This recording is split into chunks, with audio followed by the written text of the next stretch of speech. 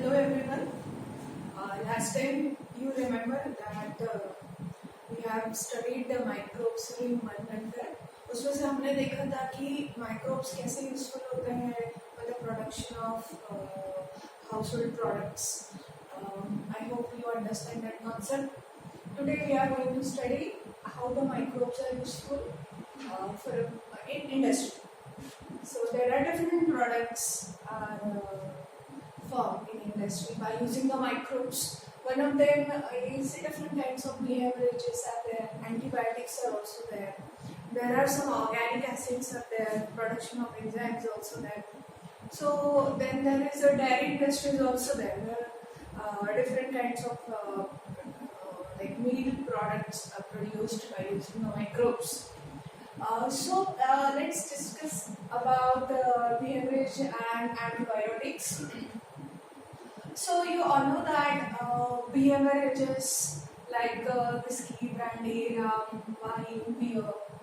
Okay, don't laugh.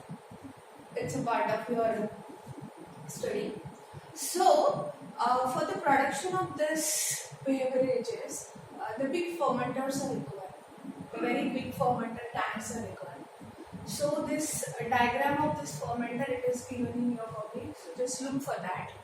So there is a one fermenter tanks are there where this kind of beverages are produced. So wine and beer are the products. Wine and beer, beer जो है वो बनता है barley से, barley malt से, और wine जो बन रहा है that is fruit juices. अभी ये wine and beer जो है, those are low alcohol products. और वो विदाउट डिस्टिलेशन होते हैं. कैसे बन रहे हैं? Without distillation. That is too important. So exam point of view अपने ध्यान में रखना है कि wine and beer these are the low alcohol products and produce by the process and it is like इसमें डिस्टिलेशन प्रोसेस नहीं होने वाला without distillated products. Now next one is a whisky and brandy and the rum. ये high alcohol content है and these are produced by the distillation process. अभी कुछ और भी है जैसे कि यहाँ पे लिस्ट दिया गया है. The beer is there. Beer जो है बार्ली माल्ट से बनता है. 3 to 6% इसमें अल्कोहल कंटेंट है. वाइन जो है फ्रूट से बन रहा है, इसमें 9 to 12% अल्कोहल कंटेंट है. विस्की जो है वो फर्मेंटेड सीरियल से बन रहा है, इसमें 50% जो है अल्कोहल है. Brandy fruit juices once again 60 to 70% alcohol है. रम जो है वो मोलासेस से बन रहा है, इसमें 40% अल्कोहल है. और गिन नाम का एक बेवरेज आता है जो 40% होता है जिसमें अल्कोहल कंटेंट है. वोडका जिसमें पोटैटो से बनता है, it is of 60 to 80% high content of alcohol. ठीक है. सो अभी क्वेश्चन है कि ये बनते कैसे हैं. सो फर्मेंटेशन टैंक में ढेर सारे सबस्ट्रेट डाले जाते हैं. अभी सबस्ट्रेट बनता है जैसे कि बियर के लिए बार्ली का माल्ट का सबस्ट्रेट यूज किया जाएगा और उसमें इनोकुलम ऐड किया जाता है. इनोकुलम का मतलब पर्टिकुलर माइक्रो ऑर्गेनिज्म, वो उसमें ऐड किया जाता है. जब माइक्रो ऑर्गेनिज्म उसमें ऐड किया जाता है उस फर्मेंटेशन टैंक में, उसमें ऑक्सीजन का लेवल. अभी देखो बहुत सारे माइक्रो ऑर्गेनिज्म, जब भी वर्ड हम फर्मेंटेशन यूज करते हैं, most of the micro organism जो रहते हैं, मोस्ट ऑफ द बैक्टीरिया जो रहते हैं, they grow without oxygen. So anaerobic रहते हैं. हमेशा ध्यान में रखना बैक्टीरिया और माइक्रोब्स जो रहते हैं there are two type, aerobic as well as anaerobic. So कुछ माइक्रो ऑर्गेनिज्म जो रहते हैं वो अनएरोबिक रहते हैं, तो दे डोंट रिक्वायर ऑक्सीजन. तो फर्मेंटेशन टैंक जो रहता है, सपोज ये फर्मेंटेशन टैंक है, इस फर्मेंटेशन टैंक की एंट्री पॉइंट पे यहाँ पे आप सबस्ट्रेट ऐड कर सकते हैं. एक पोर्ट रहता है जहां से सबस्ट्रेट ऐड होगा, एक पोर्ट रहेगा जहां से इनोकुलम ऐड होगा. इनोकुलम का मतलब होता है इनिशियल बैक्टीरिया. अभी इस प्रोसेस के लिए उस सबस्ट्रेट का जो भी माइक्रो ऑर्गेनिज्म के लिए हम फूड यूज कर रहे हैं उसका पीएच मेंटेन करना होता है. You have to maintain the pH. So pH को बैलेंस करने के लिए यहाँ पे पोर्ट रहेगा, इंडिकेटर रहेगा ऑटोमेटिक. साथ ही साथ आपको टेम्परेचर भी मेंटेन करना है। सो टेम्परेचर मेंटेन करने के लिए यहाँ पे भी एक पोर्ट रहेगा और इस तरह से ऑटोमेटिक सिस्टम रहेगा। अभी यहाँ पे देखो ये प्रोसेस चलता जाएगा तो ये फर्मेंटेशन टैंक जो है उसमें इनोकुलम और सबस्ट्रेट का प्रॉपर मिक्सिंग होने के लिए इस तरह से यहाँ पे रोटेटर रहेगा या एजिटेटर जिसे हम कहते हैं वो रहेगा, और इस तरह से एजिटेशन होगा, कंटिन्यूअसली रोटेशन होगा और धीरे धीरे, हमेशा ध्यान में रखना, उस दिन भी मैंने आपको अर्लियर लेक्चर में बताया, एनारोबिक जब भी प्रोसेस होता है तो उसमें जो कार्बोहाइड्रेट्स है उस कार्बोहाइड्रेट का फाइनल कन्वर्शन होने जा रहा है CO2। तो CO2 कंटिन्यूअसली बाहर निकलेगा तो उसके लिए भी एक पोर्ट रहेगा, CO2 बाहर जाएगा और इथेनॉल बनेगा। सो ये इथेनॉल इस तरह से हम उसको कलेक्ट करेंगे। So that is the that's how by using a fermentation. It is a diagram of fermentation. You can see from your cocktails textbook से भी आप देख सकते हैं। So this is the process of fermentation जहाँ पे pH, temperature और उसके बाद में amount of inoculum, amount of substrate को मैनेज किया जाता है। So these are the products, behaviorages, right? Now very important one, ये लिस्ट आपने ध्यान में रखना है। This is very important for the NEET student as well. So इस लिस्ट को आपको लर्न करके रखना है।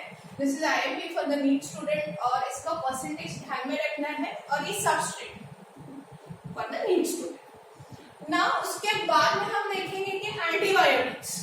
So अभी एंटीबायोटिक्स के बारे में you all know that। Antibiotics का मतलब होता है अगेंस्ट लाइफ। तो एंटीबायोटिक्स किसके लिए अगेंस्ट लाइफ है? सपोज हमें इन्फेक्शन होता है किसी बैक्टीरिया का, उस बैक्टीरिया के लिए वो अगेंस्ट है, मतलब हमारे लिए यूजफुल है।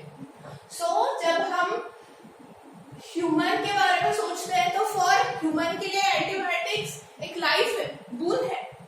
So for a human antibiotics are pro life, और for a disease causing pathogens के लिए अगेंस्ट लाइफ। मतलब समझ लीजिए व्हाट इज एंटीबायोटिक्स। सो जैसे कि सभी लिविंग एंटिटीज में डिफेंस मैकेनिज्म होता है। डिफेंस मैकेनिज्म मतलब every animal wants to protect themself. So कैसे प्रोटेक्ट करेगा?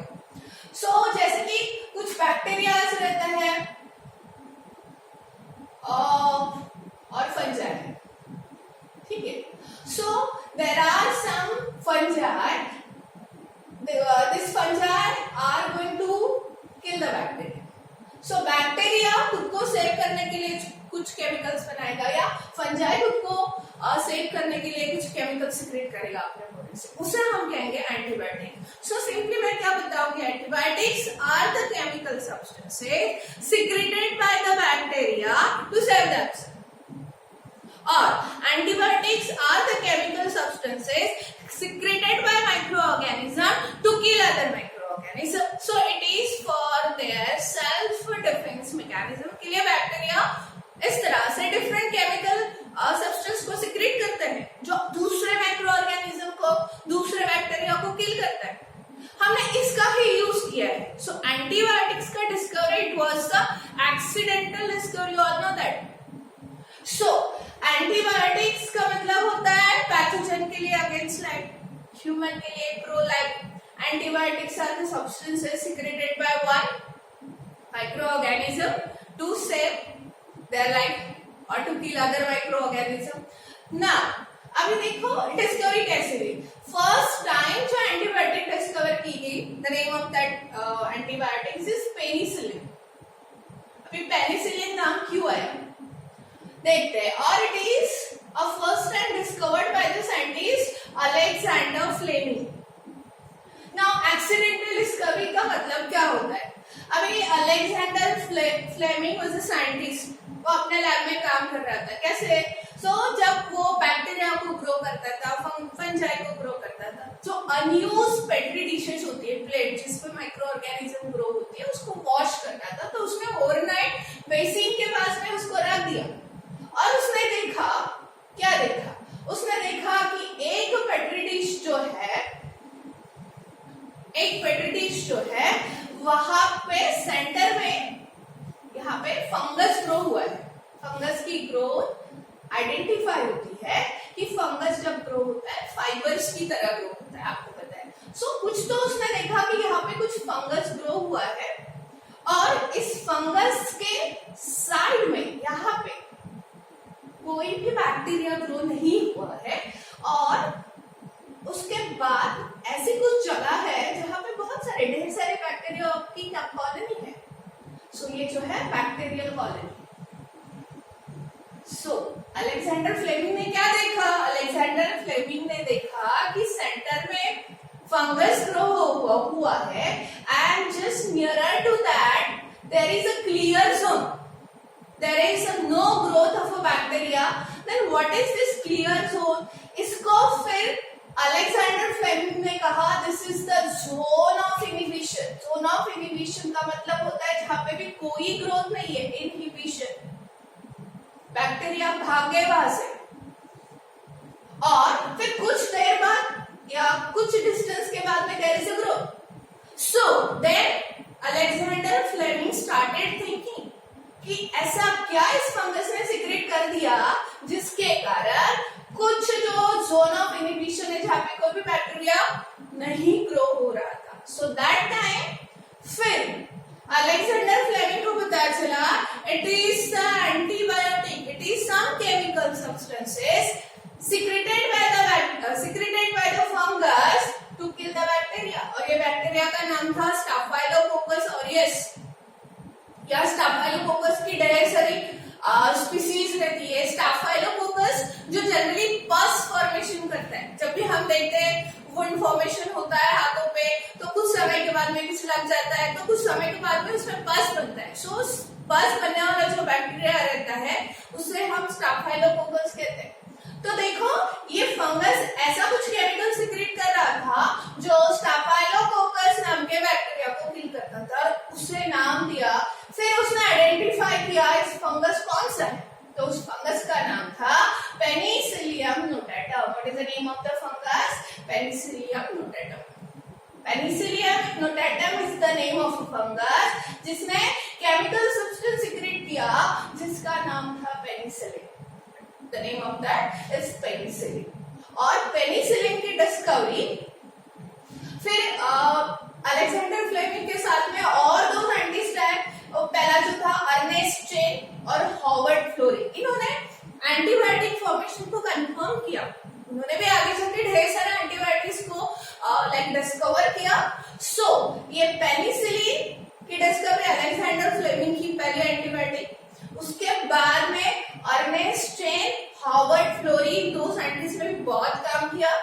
सो 1945 में इन तीनों को मिला के Ernest Chain, Howard Florey and Alexander Fleming तीनों को नोबेल प्राइज दिया गया। They awarded with the Nobel Prize in 1945 for their major contribution for the discovery of antibiotic. Now, why the penicillin was so important? It was a boon that time because Second World War में most of the soldiers वो die हो रहे थे क्योंकि उनको wound हो रही थी, उनको इंजुरीज हो रही थी और ये सभी इंजुरीज जो है उसमें पस फॉर्मेशन हो रहा था, वो ठीक नहीं हो पा रही थी। उसके कारण सबसे ज्यादा सोल्जर्स की मौत हो रही थी या डेथ हो रही थी। ऐसे में जब पेनिसिलिन के इंजेक्शंस उनको दिए गए बहुत सारे सोल्जर्स की जान बची। अभी पेनिसिलिन का उतना ज्यादा यूज नहीं होता है because penicillin is allergic to many people. That's why penicillin से भी अच्छे antibiotics nowadays we are taking. So हम तो सोच भी नहीं सकते हैं हमारी life without antibiotics. You understand? So antibiotics as soon as we born, very soon we are affected with a common cold और बस वहां से शुरू होता है the journey of antibiotics. So antibiotics के कारण लाइफ जो है ह्यूमन बीइंग की वो बढ़ गई है।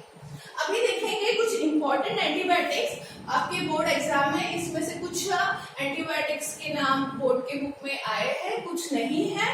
So those are extra here that are for the NEET students। So NEET और बोर्ड स्टूडेंट को मिला के दोनों के लिए मिला के चार्ट बनाया। सो एंटीबायोटिक्स और उसके सोर्सेस, कुछ बैक्टीरिया से भी एंटीबायोटिक्स बन रहा है, उसका नाम है बैसिट्रासिन। बैसिट्रासिन जो है वो बैसिलस लाइकेनी फॉर्मेट से बनता है। नीट के लिए इंपॉर्टेंट है, समटाइम्स बोर्ड में पूछा जाता है। नाउ एक्टिनोमाइसिट्स, ये काइंड ऑफ बैक्टीरिया ही है। Actinomycetes special kind of microorganism बोल सकते हैं।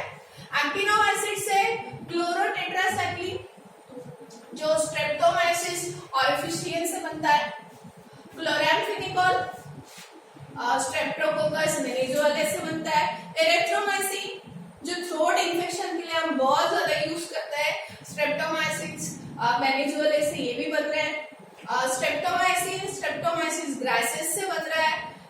फिर ऑक्सीटेट्रासाइक्लिन जो है राइमोसिस से बन रहा है। नियोमाइसिन फंगल इन्फेक्शन में भी, बैक्टीरियल इन्फेक्शन को रोकने के लिए भी यूज किया जाता है। स्ट्रेप्टोमाइसिस फ्रेडी और फंजाई से भी कुछ एंटीबायोटिक्स बन रहे हैं, जैसे पेनिसिलिन मैंने बताया, ग्राइसेफल्मिन मैंने बताया, फिमाक्लिन बताया। These are the names of the sources. So that is very important point. Antibiotic formation is very important one for the NEET as well as for the board. And the behaviorage is diagram of fermentation time. ये भी बहुत सी बार पूछा जाता है, तो आपको practice करना है घर पे। फर्मेंटेशन टाइम का डायग्राम 2 मार्क्स के लिए पूछा जाता है।